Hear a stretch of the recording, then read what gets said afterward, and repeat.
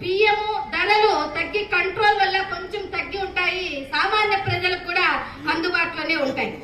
April 14 నుంచి మే 14 వరకు బాగా కూరగాయలన్నీ కూడా బాగా రేట్లు పెరిగిపోతాయి. మే నుంచి జూలై వరకు అకాల వర్షాలచే మామిడి పంట, కూరగాయలు కొన్ని పంటలు తక్కువైపోతాయి ఈ వర్షాల వలన. అందుకని ఈ సంవత్సరం ఎట్లా ఉంది అంటే భౌమస్య రాజే అగ్ని భయాధరిత్రి అన్నారు.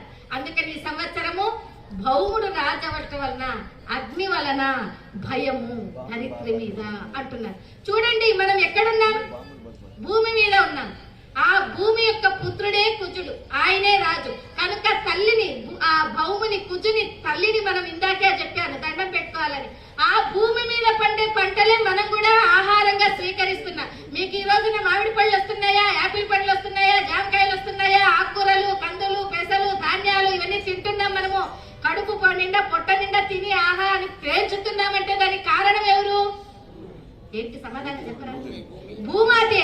కనుక అటువంటి భూమాత పుత్రుడే ఈ సంవత్సరానికి అధిపతి. కనుక ఆయన అందరినీ కూడా మనకి అనుగ్రహిస్తాడు. ఈ కుజుడు ఎవరికి అధిపతి ఇంకా అంటే పురోహితులకందరికీ కూడా, అంటే ఒక్కొక్క వ్యాపారంలో, ఒక్కొక్క పాలనలో ఉండేటువంటి వారికి ఒక్కొక్క గ్రహము అధిపతిగా ఉంటారు. పురోహితులకంతా అధిపతి ఎవరు అంటే కుజుడు. అశ్వాలకు అధిపతి శని, రత్నాలకు అధిపతి శని, పరీక్షకుడు కుజుడు, గజములకు అధిపతి కుజుడు, వృక్షాలకు అధిపతి చంద్రుడు, గణకుడు బుధులకు అధిపతి. అదే విధంగా ఆర్కిటెక్చర్లు బాగా ప్లానింగ్ వేసి ఇంజనీర్లు కట్టించే వాళ్ళు, వీళ్ళకంతా కూడా అధిపతి ఎవరు అంటే బుధుడు.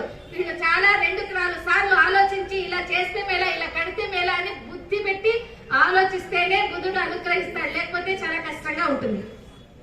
అలాగే పశువులకు అధిపతి అంతా కూడా శని, జంగమాధిపతి కుజుడు, గ్రామ నాయకుడు శని, దేవాధిపతి కుజుడు, సర్పాలకు అధిపతి బుధుడు, దైవజ్ఞులకు అధిపతి శుక్రుడు, నరాలకి అధిపతి శని, అలాగే మృగాధిపతి శుక్రుడు, రాష్ట్రాలకు అధిపతి కుజుడు, గ్రామ పాలకుడు కుజుడు, శుభాధిపతి కుజుడు.